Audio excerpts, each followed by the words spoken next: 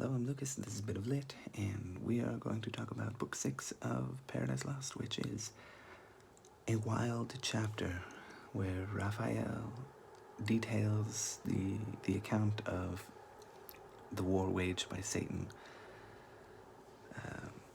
in heaven before he's cast down to eternal damnation in hell. And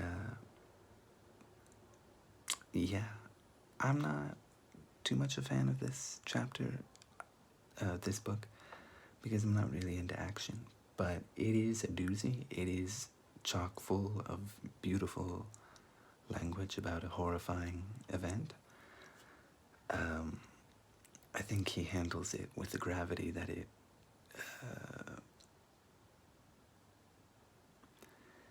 that I was gonna say deserves, but you know, it does sort of glorify war in a way. It makes it sound beautiful, but that it would have in an epic poem at least. So in that sense, that it deserves. Because let me just quote a little something here. 78 to 85, I believe. Yes. Okay.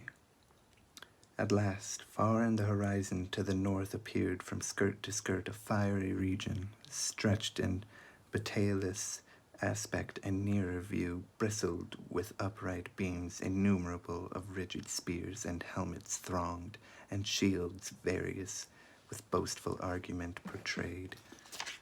The banded powers of Satan hasting on. Well, yeah, that is, I believe, directly before the first day's battle, where the angel Gabriel and Michael are in charge, and they are the generals that take on Satan and his army on the first day. And, hang on, I'm gonna be turning pages so I can make sure I get, okay, I've got the right page. On the first day, they best Satan. Michael pulls out a sword and cuts right through the right side of Satan. And they back away, but, you know, because they're angels, they're not corporeal. I think that's how you say the word. I'm hoping I'm using that right. Basically, they don't have bodies, so it's not a mortal wound that he's been cut right through the right side. And Satan recovers, and he decides, okay, well, we need better weapons for the next day of war. So day 2, they bring cannons, and there's so many parts to this book that are worth quoting, because the tension and the drama and the heightened anxiety of war is ever present throughout the 3 days of war that we see. But I would be reading the whole book to you, and it's 40 pages. So I won't do that, but they get the upper hand. And the angels that are losing, the good guys, Michael, Gabriel, and their crew, they decide to pull up mountains and carry them over and bury the opposition. And they have to climb out. And then, you know, that's kind of the end of the day. God is not happy. He's tired of this war continuing. Let's see, I did not highlight the part. Okay, or I didn't underline the part I want. Okay. Misery, uncreated till the crime of thy rebellion, how hast thou instilled thy malice into thousands once upright and faithful, how now proved false? But think not here to trouble holy rest. Heaven casts thee out from all her confines. Heaven, the seat of bliss, brooks not the works of violence and war. Hence then, and evil go with thee along, thy offspring to the place of evil, hell, thou and thy wicked crew, their mingled broils. Ere this avenging sword begin thy doom. Or some more sudden vengeance winged from God, precipitate thee with augmented pain. So spoke the Prince of Angels, to whom thus the adversary, blah, blah, blah, blah. Oh, that is actually Michael, I think. I got the wrong page. What page am I looking for? Oh, there we go. Okay, sorry. Yeah, that was Michael, I think, chopping Satan in half. Or just them talking, because they have this long back and forth, Michael, Gabriel, and Satan. Apologize for that, but that's, more beautiful language, in the words of the Prince of Angels. And now all heaven had gone to wrack with ruin overspread, had not the Almighty Father, where he sits shrined in his sanctuary of heaven secure, consulting on the sum of things, foreseen this tumult, and permitted all, advised that his great purpose he might so fulfill, to honor his anointed Son avenged upon his enemies, and to declare all power on him transferred, whence to his Son, the assessor of his throne, he thus began.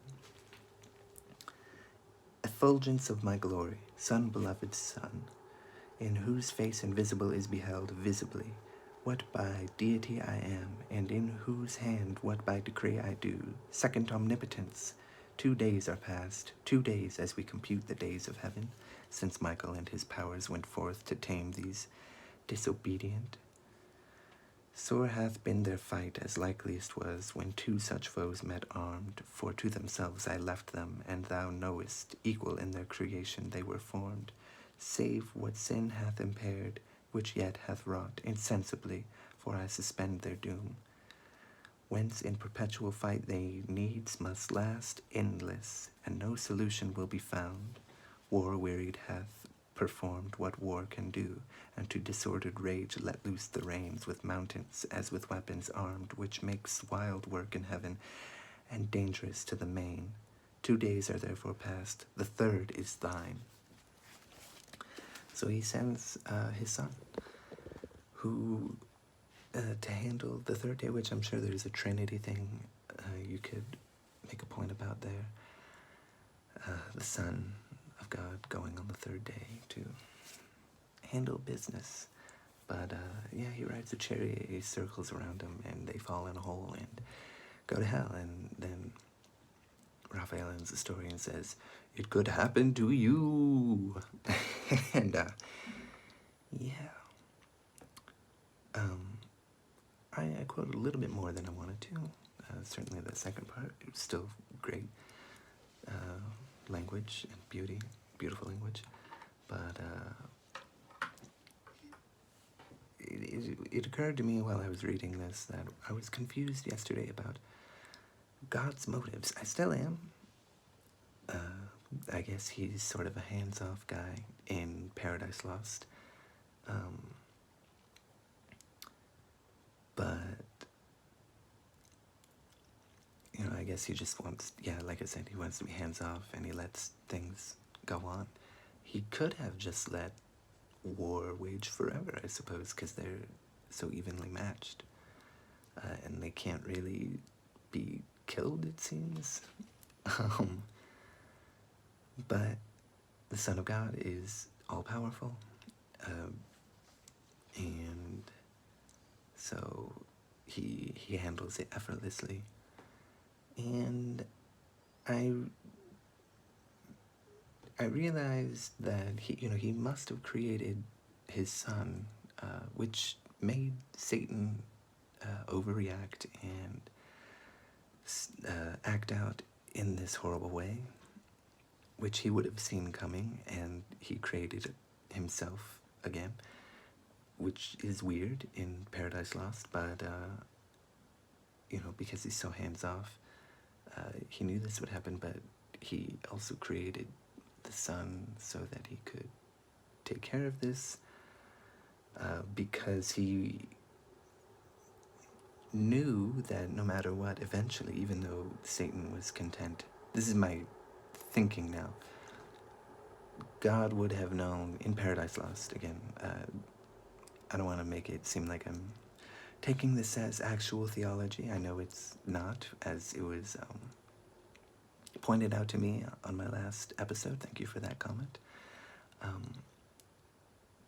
that Satan at some point would have acted the way he did. So that must be why, given his hands-off approach, relatively, that must be why he did that. So, okay, I guess. A little confusing still. But, yeah, anyway, we'll get to book 7 eventually, and that'll be fun. Thank you for watching. I look forward to hearing from you.